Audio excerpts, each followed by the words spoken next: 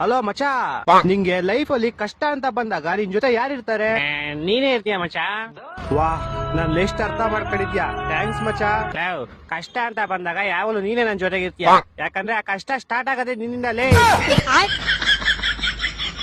Low, ಹೋದ್ ತಿಂಗಳು ಕಾಲೇಜಲ್ಲಿ ಸೀನಿಯರ್ಸ್ ಎಲ್ಲ ನೀನು ಗುಂಪಾಕೊಂಡಿರ್ಬೇಕಾದ್ರೆ ಬಂದಿದ್ ಯಾರು? ನಾನು. ಲೇ, ನಿನ್ ಹುಡುಗಿ ಮ್ಯಾಟ್ರಿಗೆ ಅವತ್ ನೀನ್ ಕಾಲೇಜಿಗೆ ಬಂದಿರ್ಲಿಲ್ಲ ಅಂತ ನಿನ್ ಜೊತೆ ಯಾವಾಗಲೂ ನಾನೇ ಸುತ್ತಾಡ್ತೀನಿ ಅಂತ ನಿನ್ ಬದಲು ನನ್ನನ್ನ ಹಾಕೊಂಡು ಹೋಗಿದ್ರು. ಅವಾಗ ನೀನ್ ಬರ್ದಿರ ಇನ್ನೇನ್ ನಿಮ್ ತಾತ ಬರ್ತಾರ? ಆಕ್ಚುಲಿ ನಿಜ ಹೇಳ್ಬೇಕಂದ್ರೆ ನಿನ್ ಕಷ್ಟಕ್ಕೆ ನಾನ್ ಜಾಸ್ತಿ ಆಗಿರೋದು. ನೀನ್ ಯಾವಾಗ ಆಗಿದ್ಯಾ? ಅವತ್ ತಿಂಗಳು ನನ್ನ 500 ರೂಪಾಯಿ ದುಡ್ಡು ಇಸ್ಕೊಂಡಿದ್ದಲ್ಲ. ಹಲೋ ಅಲ್ಲ ಹಲೋ ಅಲ್ಲ ಹಲೋ. ನಿಮ್ ಮನೆಯಲ್ಲ ಹೆಂಗವ್ರೆ? ಚೆನ್ನಾಗವ್ರೆ ಮಚಾ. ಅದ್ರ ತಿಂಗಳು 250 ರೂಪಾಯಿ ರೀಚಾರ್ಜ್ ಮಾಡ್ಸ್ಕೊಂಡಿದ್ದಲ್ಲ. Hello hello hello hello.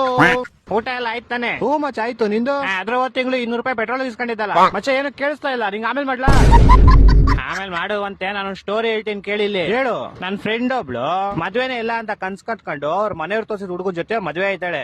ಆದ್ರೆ ಫಸ್ಟ್ ನೈಟ್ ಅಲ್ಲಿ ಅವಳಿಗೆ ಗೊತ್ತಾಗುತ್ತೆ ಅವ್ರ ಗಂಡ ತುಂಬಾ ಕೆಟ್ಟವನು ಅಂತ. ಅಯ್ಯೋ, ಆಮೇಲೆ? ಇದನ್ನ ಹಿಂಗೆ ಹಿಡ್ಕೊ. ಇನ್ನೊಂದ್ ಸ್ಟೋರಿ ಹೇಳ್ತೀನಿ ಕೇಳು. ಇನ್ನೊಬ್ಬ ನಮ್ ಫ್ರೆಂಡ್ ಇರ್ತಾನೆ. ಅವನು ಜನರಿಂದ ಮರಣವರೆಗೂ ಎಲ್ಲಾ ತರ ಫಂಕ್ಷನ್ ಮಾಡ್ಕೊಡ್ತಾನೆ. ಅವ್ನ್ಗೇನಂದ್ರೆ ಅವ್ನು ಯಾವ್ದೇ ಫಂಕ್ಷನ್ ಮಾಡಿದ್ರು ಜನ ಯಾವಾಗ್ಲೂ ಖುಷಿಯಾಗಿರ್ಬೇಕು, ಹ್ಯಾಪಿ ಆಗಿರ್ಬೇಕು ಅನ್ನೋ ಒಂದ್ ಕನ್ಸರ್ನ್ ಇರುತ್ತೆ. ಇವಾಗ ಹಿಂದೆ ಅವ್ರ ಸ್ಟೋರಿ ಹೇಳಿದ್ನಲ್ಲ, ಅವ್ರ ಮದ್ವೆ ಫಂಕ್ಷನ್ ಇವನೇ ಮಾಡಿಸ್ಕೊಟ್ಟಿರ್ತಾನೆ. ಓಹೋ, ಸ್ಟೋರಿ ಇಂಟ್ರೆಸ್ಟಿಂಗ್ ಆಗಿದೆ. ಆಮೇಲೆ ಮುಂದೆ ಏನಾಗುತ್ತೆ ಅಂತ ಗೊತ್ತಾಗಬೇಕಂದ್ರೆ ಪ್ರತಿದಿನ ರಾತ್ರಿ 8:00 ಸ್ಟಾರ್ ಸುವರ್ಣ ಚಾನಲ್ ಅಲ್ಲಿ ಸ್ನೇಹದ ಕಡಲಲ್ಲಿ ಅಂತ ಸೀರಿಯಲ್ ಬರ್ತಾ ಇದೆ. ಅದನ್ನ ಮಿಸ್ ಮಾಡ್ದಿರ ನೋಡು.